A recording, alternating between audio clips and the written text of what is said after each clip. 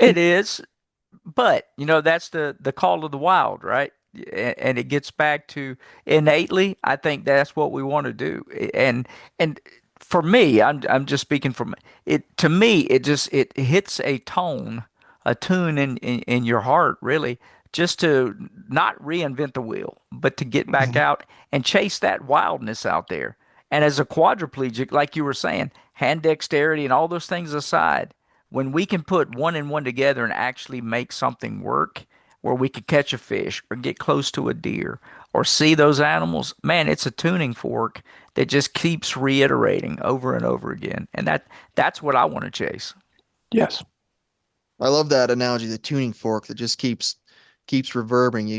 You get you get a dose and it keeps you going. You Right. gotta, And, yeah. and Dave, one of the big things, following you and what you're putting out on Instagram and things, it's always such a positive message.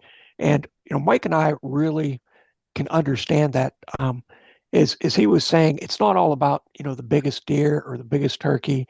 No. It's about getting out with your friends and family and really realizing what's most important about what you get out of the outdoors. We put in a lot to the outdoors. We put in food crops and we do scouting and we do a lot of things to manage our habitat and to get other people out hunting and fishing. But we get back a tremendous amount of satisfaction and pride of just seeing a deer, being in a wheelchair. We're on the ground, we're noisy, we smell. To be able to get in bow Right. range, sometimes that's a victory in itself, not actually tagging that animal, but getting close enough to see it, but it didn't come in at the right angle or what have you. And I just want to, touch base with you about how do you stay so positive and what are some of the messages that you'd like to give people on the fishing side of it, of what the outdoors can do for somebody with a disability or somebody challenged getting out? Well, that's a really good. I appreciate you asking that. So, um, I so two angles of that question.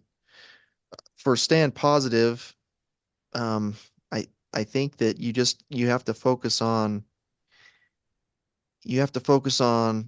gratitude, focusing on what you got and not what you lack, Yes. Right. because the focusing on what you lack is what causes the suffering.